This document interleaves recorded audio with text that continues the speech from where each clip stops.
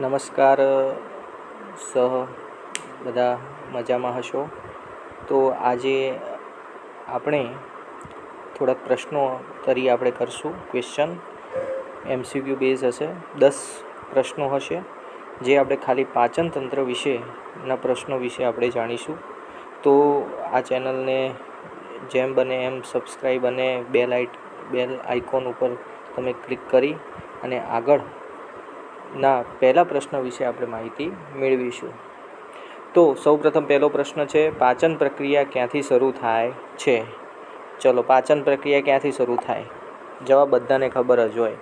તો પાચન ક્યાંથી શરૂ થાય? તો પહેલાં આપણે શરૂઆત કરીએ તો પહેલાં શરૂઆત ક્યાંથી થાય? તો કે મોઢાથી શરૂઆત થાય છે. પછી ક્યાં આવે છે? તો મોઢાથી શરૂઆત થઈ પછી ક્યાં આવે? તો કે અન્નનળીમાં ખોરાક આવે છે. અન્નનળીથી પછી ક્યાં આવે? તો કે જઠરમાં આવે છે. જઠરથી પછી ક્યાં જાય છે? તો કે નાના આંતરડામાં જાય છે. નાના આંતરડાથી પછી ક્યાં આવે છે? તો કે મોટા આંતરડામાં આવે છે. અને મોટા આંતરડાથી મળદ્વાર દ્વારા શું થાય છે? બહાર નીકળે છે. તો સૌપ્રથમ પહેલો જવાબનો પ્રશ્ન તમને આવડી જ ગયો હશે કે સૌપ્રથમ પાચન પ્રક્રિયા ક્યાંથી શરૂઆત થાય? તો કે મુખ દ્વારા થતો હોય છે. ચલો, એના પછી નેક્સ્ટ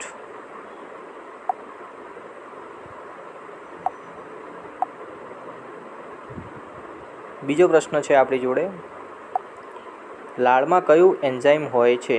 જે માઉથ છે, આ માઉથમાં સલાઈવા એટલે કે લાળ, આ લાળની અંદર કયો એન્ઝાઇમ આવેલો હોય છે? તો સૌપ્રથમ તમને ખબર જ છે, જ્યારે ખોરાક હોય તો ખોરાકમાં શું હોય? 3 વસ્તુ હોય. તો પહેલાં શું હોય છે? તો કે કાર્બોહાઈડ્રેટ્સ એટલે કે કાર્બોદિત. પછી શું હોય છે? તો કે પ્રોટીન. શું હોય છે? પ્રોટીન. અને બીજું શું હોય છે? ફેટ. હવે સૌપ્રથમ આપણે કોનું વિભાજન કરવાનું હોય? તો કે કાર્બોહાઈડ્રેટનું વિભાજન કરવાનું હોય છે. તો કાર્બોહાઈડ્રેટ સાથે જે સલાઈવા છે એ ભળી જાય છે. તો સલાઈવાની અંદર કયો એન્ઝાઇમ હોય જે કાર્બોહાઈડ્રેટને બ્રેકડાઉન કરે? તો આપણે અહીંયા જોઈએ તો કે પેપ્સિન છે, તો પેપ્સિન ના આવે. ટ્રિપ્સિન ના આવે. પેપ્સિન ક્યાં હોય છે? તો પેપ્સિન હોય છે જઠરમાં. ટ્રિપ્સિન ક્યાં હોય છે? તો કે આપણે યકૃતની અંદર હોય છે. પછી લાઇપેઝ ક્યાં હોય? તો લાઇપેઝ એ તો ખબર જ છે કે લિપિડનું બેકગ્રાઉન્ડ એટલે કે ચરબીને વિઘટન કરે છે. ચરબીને શું કરે? ટુકડા કરી નાખે છે લાઇપેઝ. તો કયો એન્ઝાઇમ આવે? અમાઇલેઝ, જે ક્યાં હોય છે? સલાઈવાની અંદર આવેલો હોય છે. ચલો, એના પછી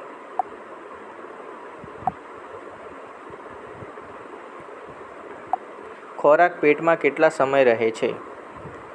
ચલો, હવે ખબર છે કે માઉથની અંદર જ્યારે તમે ખોરાક લીધો તમે, તો ક્યાં જાય છે? અન્નનળીથી જઠરમાં જાય છે. તો જઠરમાં જાય છે તો આપણે શું કરીએ છીએ? જઠરમાં શું થાય છે? તો કે જઠરના ખોરાકને શું થાય છે? બરોબર વલોવાય છે. એટલે કે ત્યાં શું થાય છે?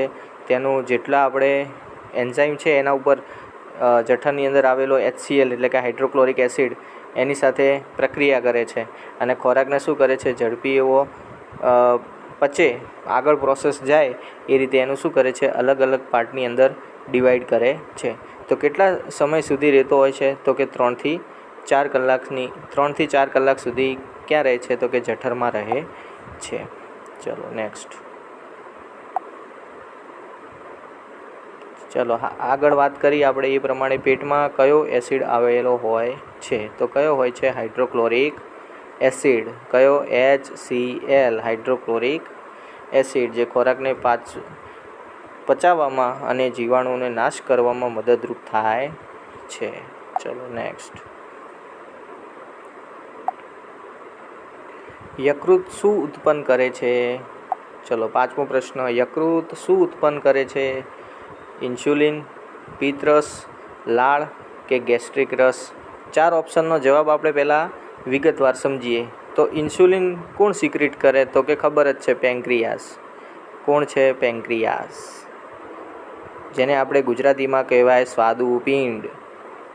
બરોબર છે. તો આ સ્વાદુપિંડ જે છે એ ઇન્સ્યુલિન હોર્મોનનું ઉત્પન્ન કરે છે. ચલો, એના પછી લાળ.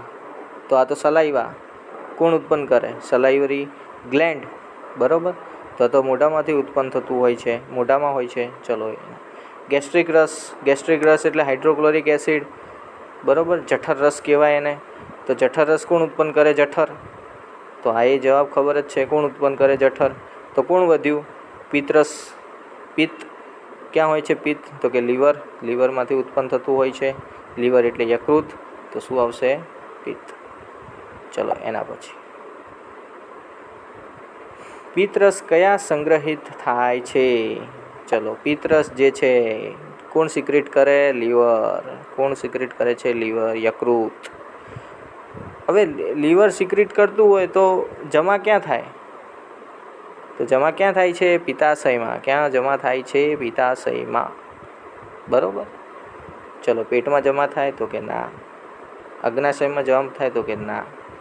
આંત્રમાં જમા થાય તો કે ના. તો ક્યાં જમા થાય છે? પિત્તાશયમાં. પિત્તરસ પિત્તાશયમાં સંગ્રહિત થાય છે. ચલો પિત્તાશય એટલે શું ખબર જ છે ને? Goal bladder. ચલો નેક્સ્ટ. અગ્નાશય કયો એન્ઝાઇમ બનાવે છે? અગ્નાશય એટલે શું? તો કે પેન્ક્રિયાસ. અગ્નાશયને પહેલાં બીજું નામ આપણે આપ્યું છે સ્વાદુપિંડ. ખ્યાલ યાદ રાખજો. પ્રશ્ન બંને ગમે તે રીતે પૂછી શકાય. સ્વાદુપિંડ કયો એન્ઝાઇમ બનાવે છે? અમાઇલેસ, ટ્રિપ્સિન, લાઇપેઝ કે ઉપરના બધા જ? તો બધા એન્ઝાઇમ કોણ બનાવે છે? પેન્ક્રિયાસ એટલે કે સ્વાદુપિંડ બનાવે છે. ટ્રિપ્સિન, લિપેઝ, એમાઇલેઝ વિવિધ એન્ઝાઇમ બનાવે છે જે પ્રોટીન, ચરબી અને કાર્બોહાઈડ્રેટને શું કરે છે? પચાવે છે. ચલો એના પછી નાના આંત્રનું મુખ્ય કાર્ય શું છે? ચલો નાના આંત્ર એટલે શું? નાનું આંતરડું. તો નાના આંતરડાનું કાર્ય શું હોય? ચલો શરૂઆતથી વાત કરીએ. મોઢાનું કામ શું? મુખનું કામ શું હોય? તો કે જે ખોરાક લો છો એને લાળ સાથે પોચો બનાવે અને ક્યાં મોકલે? અન્નનળીમાં. હવે અન્નનળીનું કામ શું હોય?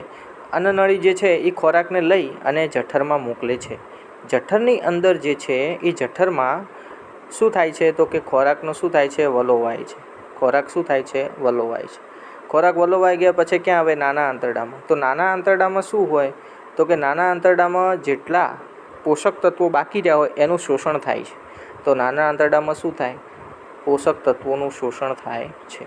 પછી ક્યાં આવશે? મોટા આંતરડામાં. તો મોટા આંતરડામાં શું થાય? મોટા આંતરડામાં જે પાણી છે એ પાણીનું શોષણ થાય છે. કે વોટર શું થાય છે? અહીંયા વોટરનું શોષણ જોવા મળે છે. ચલો તો સૌપ્રથમ અહીંયા એવું લખ્યું છે કે પાચન શરૂ કરવું. ના, તો એ તો ના જ આવે. પોષક તત્વોનું શોષણ કરવું તો કે હા એ આવે. પાણીનું શોષવું એ તો મોટા આંતરડાનું કામ છે. અને ખોરાક સંગ્રહવું તો ખોરાકનો સંગ્રહ કોણ કરે છે? કે જઠર પણ 3-4 કલાક માટે જ ખોરાકનો સંગ્રહ કરતું જોવા મળે છે. ચલો એના પછી મોટા આંતરડાનું કામ શું છે? પ્રોટીનનું પાચવું, કાર્બોહાઈડ્રેટનું પચાવવું, પાણીનું શોષવું કે ચરબીનું પચાવવું? તો આ કોઈ કામ મોટા આંતરડાનું હોતું નથી. કોનું કામ હોય છે? ખાલી પાણીનું શોષણ કરવાનું હોય છે. બરાબર. આ 3 કામ જે છે પ્રોટીનનું પચાવવું, કાર્બોહાઈડ્રેટનું, આ તો કોણ કરતું હોય? નાનું આંતરડું, જઠર. આ બધા કામ કોણ કરે છે?